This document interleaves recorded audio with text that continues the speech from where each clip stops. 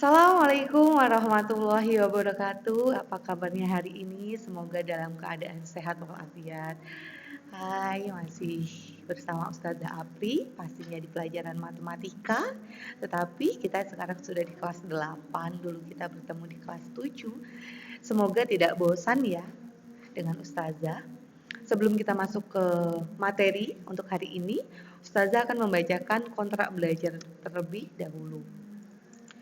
Kontrak belajar pelajaran matematika di kelas 8.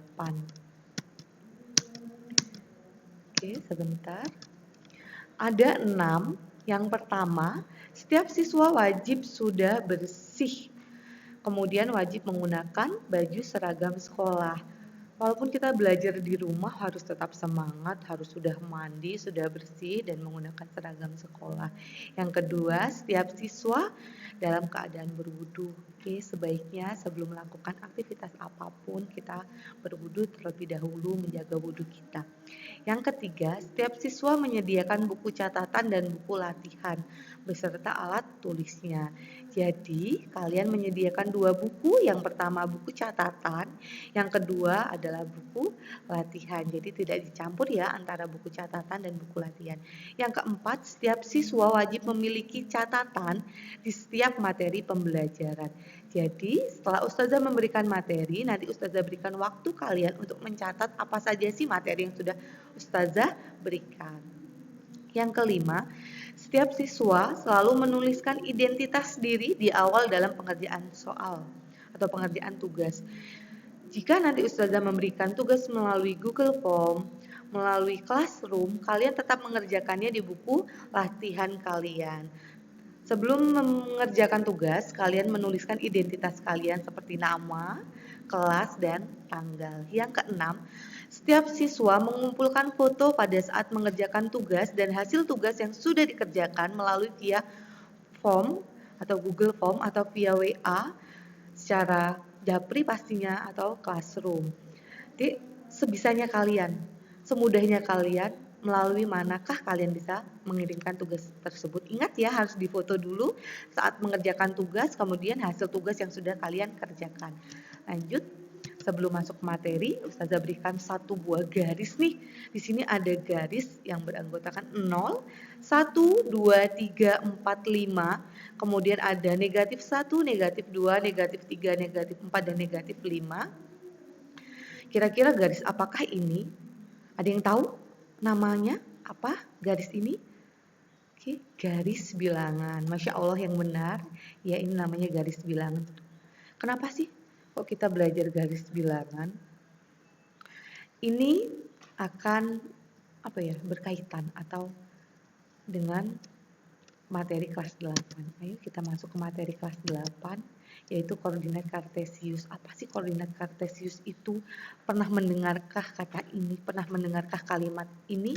Kita masuk. Nah, di sini ada 2 garis. Tadi di garis bilangan hanya ada 1 garis ya. Di sini ada 2 garis di koordinat kartesius. Kita baca dulu. 2 sumbu yang saling tegak lurus antara satu dengan yang lain. Di sini ada 2 sumbu, yang pertama sumbu X, yang kedua sumbu Y. Selanjutnya, sumbu X ini adalah sumbu yang mendatar atau dia horizontal. Kemudian ada sumbu yang tegak adalah sumbu Y di sini. Kemudian titik potong antara sumbu X dan sumbu Y adalah 0 yang kita sebut dengan titik asal. Selanjutnya, jika kalian akan menggambar koordinat kartesius atau menggambar garis, sebaiknya angka 1 dengan angka 2 jaraknya sama. Jika dia 1 cm, berarti jaraknya 1 cm semua. Jika dia 1,5 cm, ya 1,5 cm semua. Jika setengah cm semua, tergantung kalian. Kemudian, pada sumbu X dari titik 0 ke kanan dan seterusnya merupakan bilangan positif. Ingat tadi jika sumbu X ke kanan dari 0 dia adalah bilangan positif, begitu juga sebaliknya nanti dari 0 ke kiri dia negatif. Dan sama untuk sumbu Y.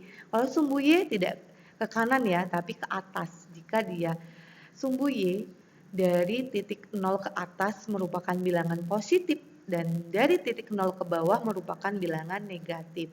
Di sini ada istilah lain untuk sumbu X atau koordinat X atau garis X adalah apsis. Jika koordinat X dia disebut apsis, jika koordinat Y dia disebut koordinat. Oke, lanjut. Kita masuk menentukan titik pada sistem koordinat. Di sini kita yang pertama akan menentukan titik pada sistem koordinat. Contohnya, perhatikan gambar di samping. Tentukan koordinat titik A, titik B, titik C, dan titik D. Kita lihat dulu gambarnya. Di sini ada gambar, ada titik A, titik B, titik C, dan titik D. Nah, kalian disuruh menentukan titiknya. Di sini kita jawab dulu titik A. Titik A yang pertama ditanya. Titik A itu ada negatif 2,5 atau min 2,5. Kenapa min 2 dulu yang ditulis? Karena pada sistem koordinat kita menulisnya X dulu baru Y. Berarti min 2,5. Ingat, yang harus diingat dulu menulisnya X, Y. Jangan terbalik ya, Y, X, tetapi X, Y. Yang selanjutnya kita jawab titik B, min 4,2.